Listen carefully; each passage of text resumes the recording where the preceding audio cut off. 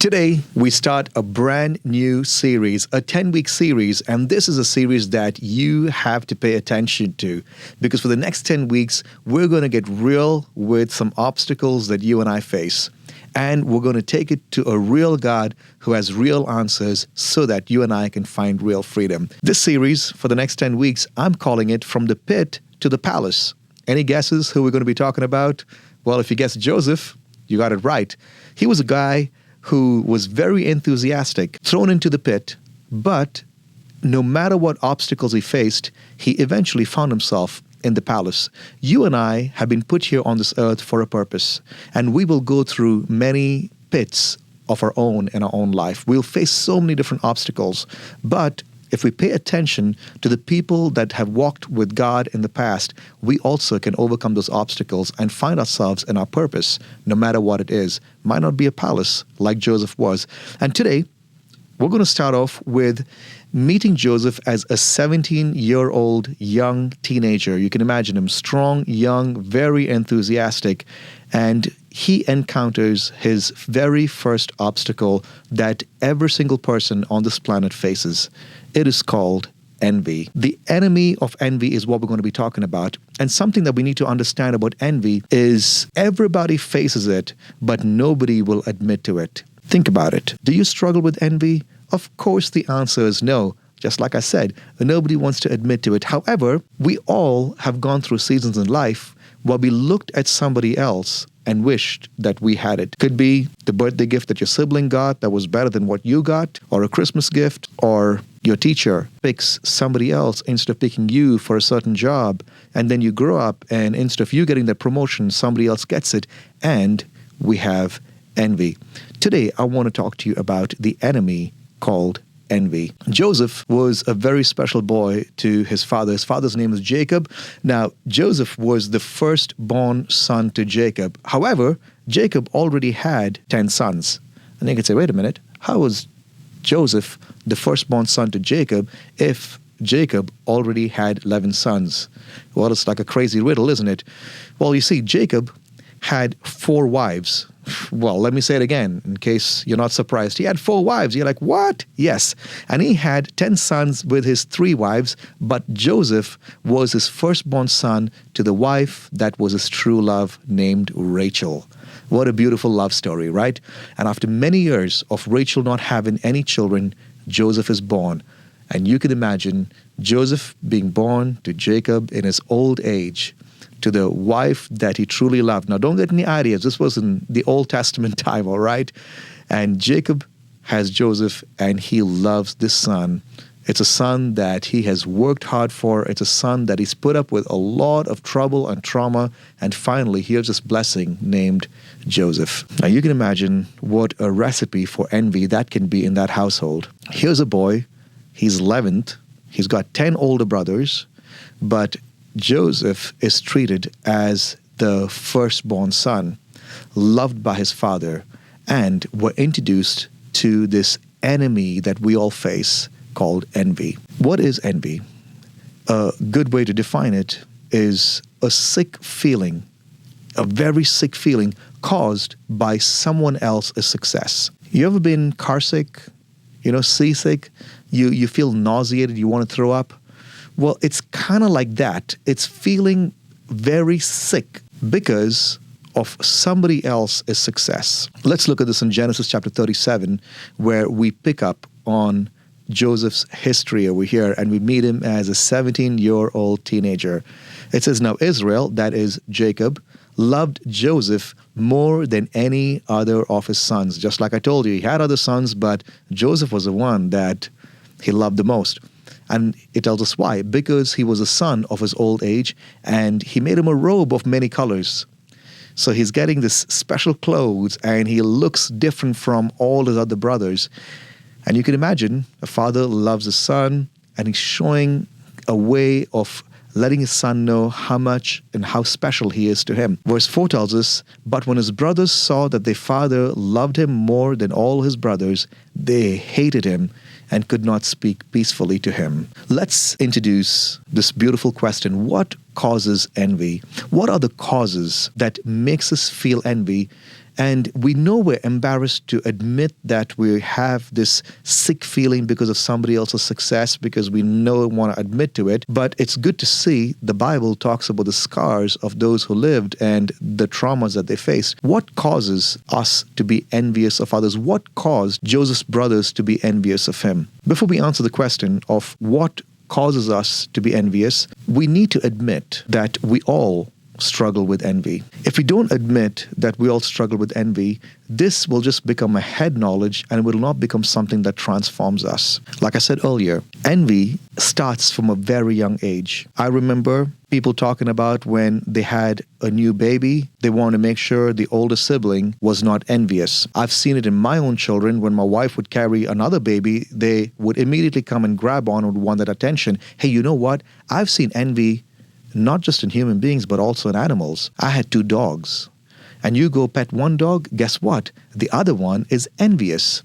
It's a sick feeling that causes you to not appreciate somebody else's success, somebody else having affection. Now that we know that we all struggle with it, let's look at what Jesus says is the cause of envy. It says in Mark chapter 7, verse 21, Jesus says, "From within, out of a person's heart comes evil thoughts, sexual immorality, theft, murder, adultery, greed, wickedness, deceit, lustful desires, envy," that's our word we're looking for, "slander, pride, and foolishness." Wow! Jesus is answering the question of where do all these things come from in such a simple way. He says it comes from a heart that's not right. Let's get this straight. I've heard a lot of people that blame Joseph and say he was awkward, say that he was flaunting his father's love. Some people blame Jacob in saying that he wasn't a good dad and showing favoritism, and that's why the brothers were jealous. Those people are directly contradicting what Jesus says. Jesus says envy does not come because a younger boy, a teenager, is flaunting his father's love, or the father that does not know how to treat everybody equally. Jesus says the problem is not in the brothers or the father. The problem is where? The heart. So just now we all agreed that we all struggle with envy.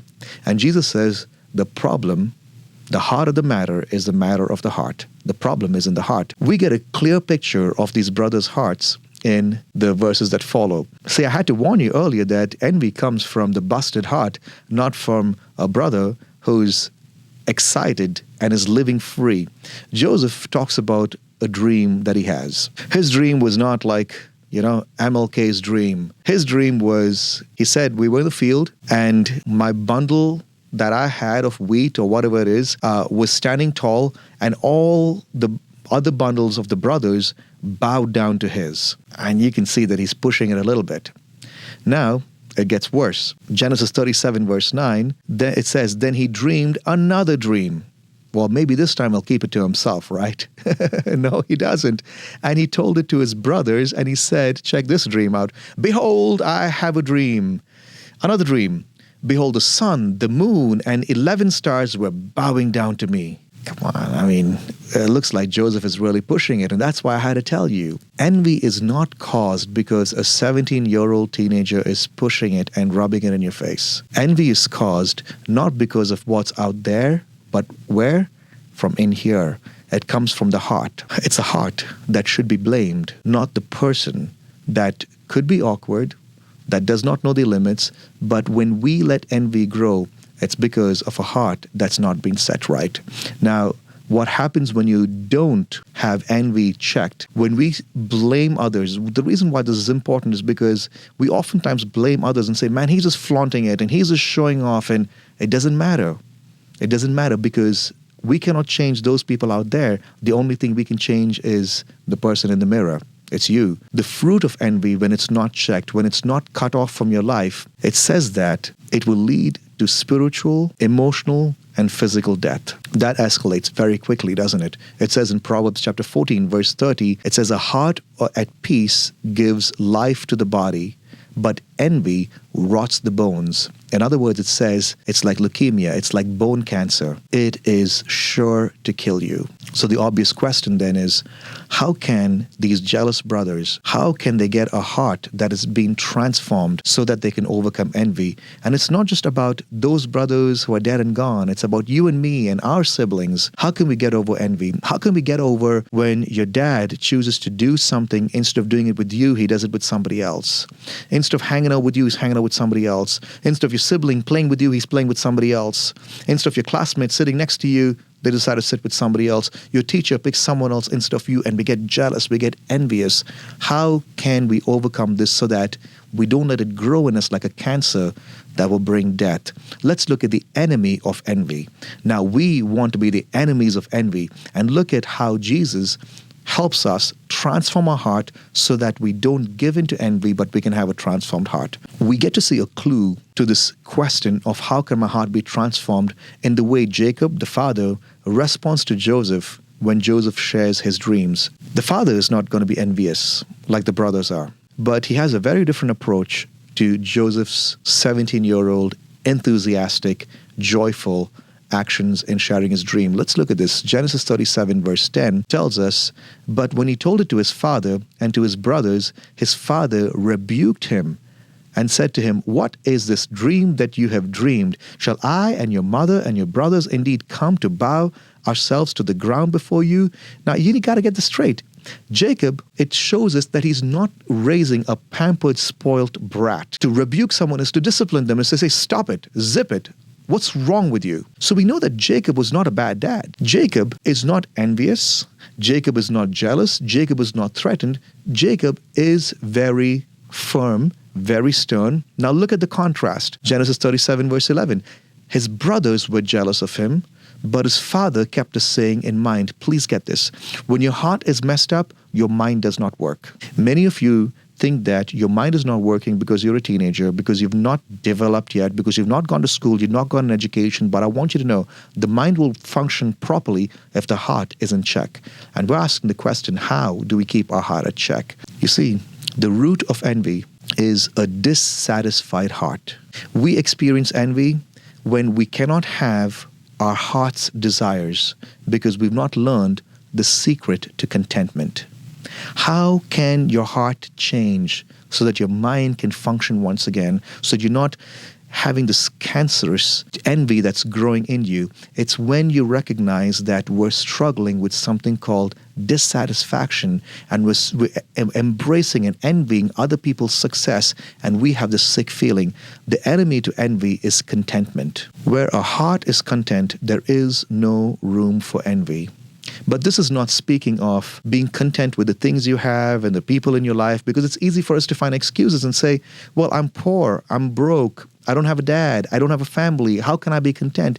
This contentment is not talking about the people or the things.